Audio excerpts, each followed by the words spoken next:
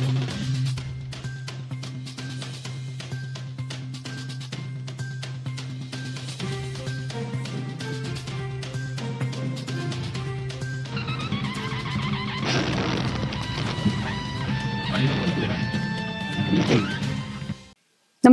आपण पाहता Hirkani news. Hirkani news प्रत्येक क्षण ताज्या घडामोडी आणि महत्त्वाच्या प्रत्येक बातमीसाठी नेहमी तत्पर. राज्यात सुरू असलेल्या भेसळ विरोधी मोहिमेमुळे या सर्वात मोठ्या बाजारातील गुळाची आवक घटली.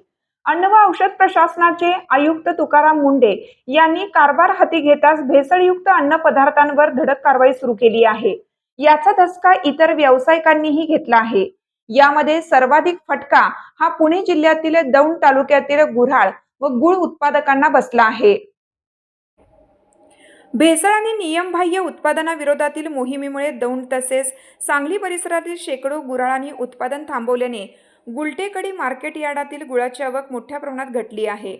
भुसार बाजारात पूर्वी 70 ते 80 टन गुळाची आवक होत होती. मात्र अन्न व औषध प्रशासनाच्या कारवाईमुळे ती केवळ 20 टनांवर आली असून व्यापारी व शेतकऱ्यांमधून चिंता व्यक्त केली जात आहे.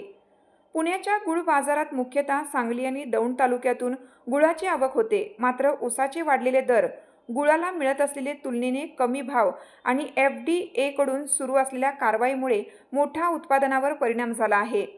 मार्केट यार्ड बाजारात गुळाची सुमारे 70 ते 80 टन प्रतिदिन आवक होत होती. मात्र सध्या केवळ 20% आवक होत आहे. बाजारात सर्वाधिक गुळाची आवक ही पुणे जिल्ह्यातील दौंड, सांगलीतील केडगाव, पलूस या भागातून होत आहे. तर दौंड भागातील 70% गुऱ्हाळे बंद असल्याने बाजारात आवक घटली आहे.